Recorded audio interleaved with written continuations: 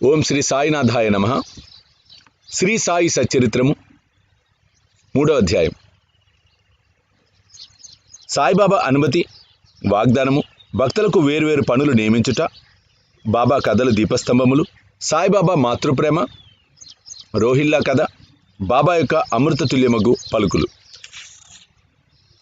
సాయిబాబా యొక్క అనుమతి, వాగ్దానము. వెనుకటి అధ్యాయంలో వర్ణించిన ప్రకారము శ్రీ సాయి సచ్చరిత్ర వ్రాయుటకు బాబా పూర్తి అనుమతి వసంగుచు ఇట్లు నుడివిరి: సచ్చరిత్ర వ్రాయు విషయములో నా పూర్తి సమ్మతము కలదు. నీ పనిని నీవు నిర్వర్తించుము, భయపడకుము, మనసు నిలకడగా ఉంచుము, నా మాటల యందు విశ్వాసమునుంచుము. నా లీలలు వ్రాసినచో అవిద్య అంతరించిపోవును. శ్రద్ధా భక్తులతో వానిని వినిన వారికి ప్రపంచమందు వ్యామోహము క్షీణించును, బలమైన ప్రేమ భక్తి కెరటములు లేచును. ఎవరైతే నా లీలలలో మునిగెదరో వారికి జ్ఞానరత్నములు లభించును. ఇది విని రచయిత మిక్కిలి సంతసించెను.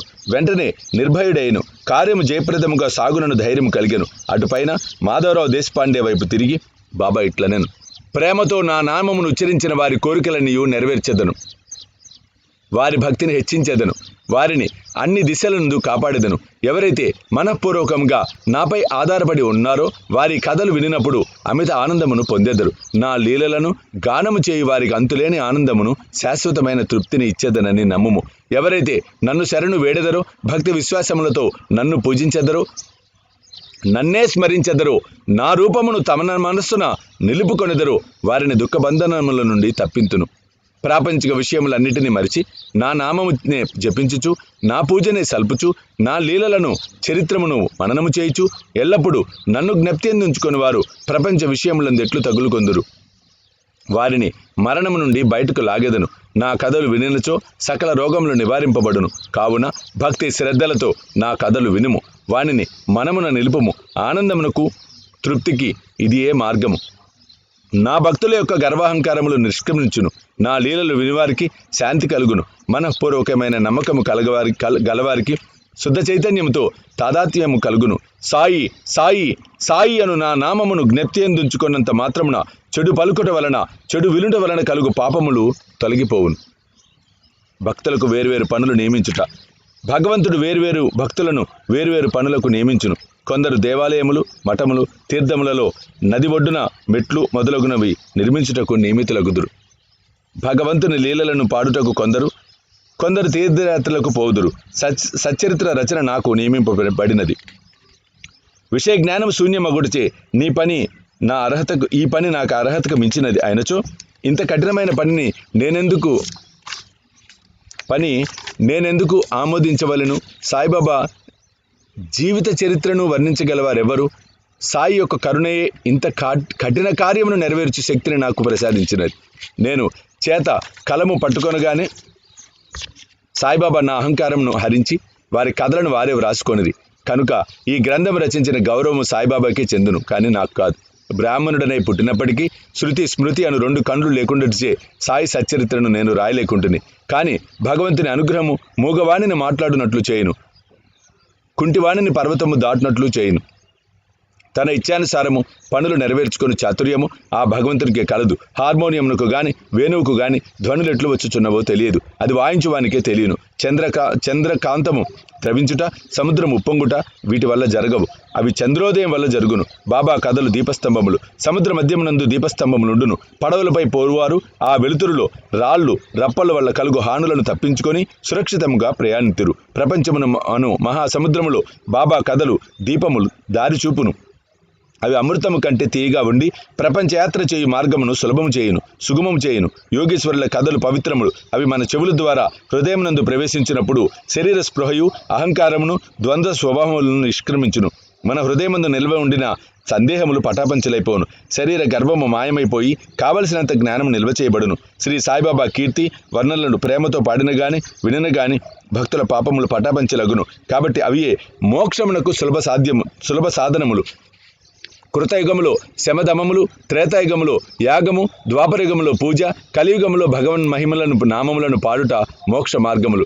4 వర్ణముల వారు ఈ చివరి సాధనమును అవలంబించవచ్చును. తక్కిన సాధనములు అనగా యోగము, యాగము, ధ్యానము, ధారణము అవలంబించుట కష్టతరము. కానీ భగవంతుని కీర్తిని మహిమను పాడుట అతి సులభము. మన మనస్సును మాత్రము అటువైపు తిప్పవలేను. భగవత్ కథలు వినుట వలన, పాడుట వలన దేహ అభిమానము తొలగిపోవును.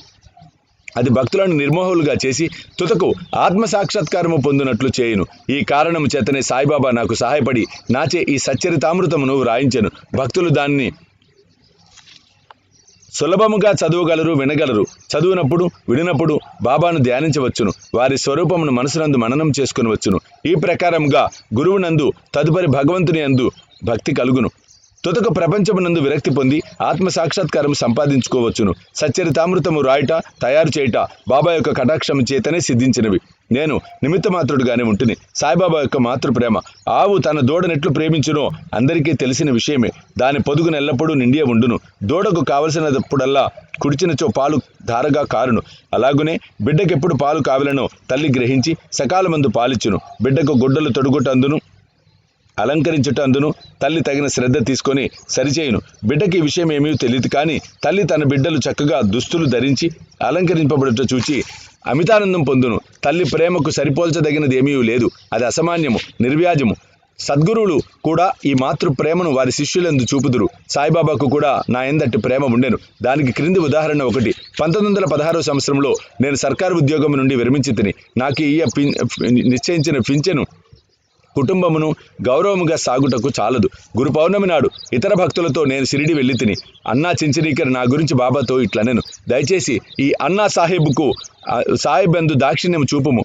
వానికి వచ్చు పింఛను సరిపోదు. వాని కుటుంబము పెరుగుచున్నది. వానికి ఇంకేదైనా ఉద్యోగం ఇప్పించుము. వాని ఆతృతను తీసి నిశ్చింతను కలుగు చేయుము. అందులోకి బాబా ఇట్లనెను, వానికి ఇంకొక ఉద్యోగము దొరుకును. కానీ వాడిప్పుడు నా సేవతో తృప్తి పడవలను. వాని భోజన పాత్రలు ఎప్పుడు పూర్ణముగానే ఉండును. అవి అన్నటికీ నిండుకొనవు. వాని దృష్టి అంతయు నా వైపు తిప్పవలను. నాస్తికుల దుర్మార్గుల సహవాసము వీడవలను. అందరి ఎడల అనుకువ నమ్రత ఉండవలను. నన్ను హృదయపూర్వకంగా పూజించవలను. వాడిట్లు చేసినచో శాశ్వత ఆనందము పొందును.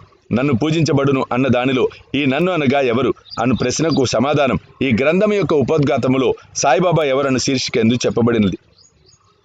రోహిల్లా కథ వినచో బాబా ప్రేమ ఎట్టిదో బోధపడును. పొడుగాటి వాడును, పొడుగైన చొక్కా తొడిగిన వాడును, బలవంతుడు నాకు రోహిల్లుడు ఒకడు బాబా కీర్తి విని ఆకర్షితుడై షిరిడిలో స్థిర నివాసము ఏర్పాటు చేసుకొనెను. రాత్రింబవళ్ళు ఖురానులోని కల్మాను చదువుచు అల్లాహు అక్బర్ అని ఆంబోతు రంకివేయినట్లు బిగ్గరగా అరుచుచుండెను. అందువలన పగలంతయు పొలములో కష్టపడి పనిచేసి ఇంటికి వచ్చిన షిరిడి ప్రజలకు రాత్రి నిద్రాభంగమును అసౌకర్యమును కలుగచేయుచుండెను. కొన్నాళ్ల వరకు వారు దీనిని నోర్చుగనిరి. తుదక బాధ నొరవలేక బాబా వద్దకేగి రోహిల్లా అరుపులు నాపుమని బతిమిలారిరి. వారి ఫిర్యాదును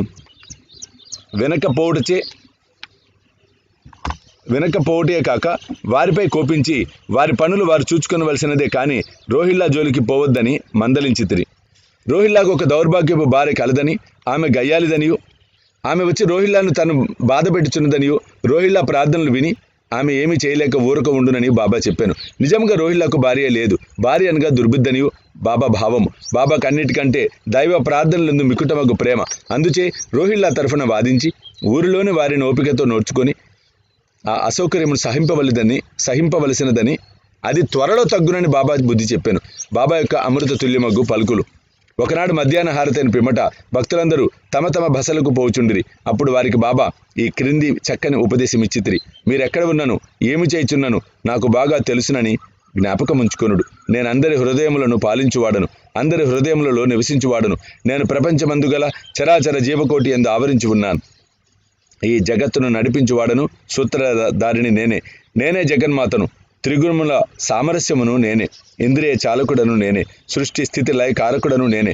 ఎవరైతే తమ దృష్టిని నా వైపు త్రిప్పెదరో వారికి ఏ హాని కానీ బాధ కానీ కలుగదు. నన్ను మరిచిన వారిని మాయ శిక్షించును.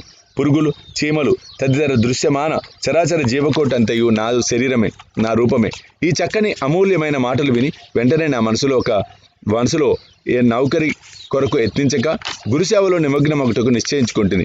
కానీ అన్నా చించనీకర్ ప్రశ్నకు బాబా చెప్పిన సమాధానము నా మనసందు ఉండెను. అది జరుగునా లేదా అని సందేహము కలుగుచుండెను.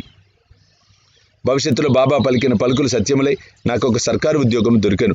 కానీ అది కొద్ది కాలం వరకే. అటు పిమ్మట వేరే పని చేసేది ఏదీ చేయక శ్రీ సాయి సేవకు నా జీవితం అంతయు సమర్పించి తిని. ఈ అధ్యాయంను ముగించబో ముందు చదువరులకు నేను చెప్పినదేమన్నా, బద్ధకము, నిద్ర, చెంచల మనస్సు, దేహాభిమానము మొదలగు వాణిని విడిచి వారు తమ యావత్ దృష్టిని బాబా కథల వైపు త్రిప్పవలెను. వారి ప్రేమ సహజముగా ఉండవలెను. వారి భక్తి యొక్క రహస్యమును తెలుసుకొందురుగాక. ఇతర మార్గములను అవలంబించి అనవసరముగా అలసిపోవద్దు. అందరూ ఒకే మార్గమును త్రొక్కుదురుగాక. అనగా శ్రీ సాయి కథలను విందురుగాక. వారి అజ్ఞానమును నశింపచేయును. ఇది వారి అజ్ఞానమును నశింపచేయను, మోక్షమును సంపాదించి పెట్టును. లోబి ఎక్కడ ఉన్నప్పటికీ వాని మనసు తాను పాతిపెట్టిన సొత్తు ఎందే ఉండునట్లు బాబాను కూడా ఎల్లరూ తమ హృదయములందు స్థాపించుకొందురుగాక. 3వ అధ్యాయం సంపూర్ణము. శ్రీ సాయినాథార్పణమస్తు. శుభం భవతు.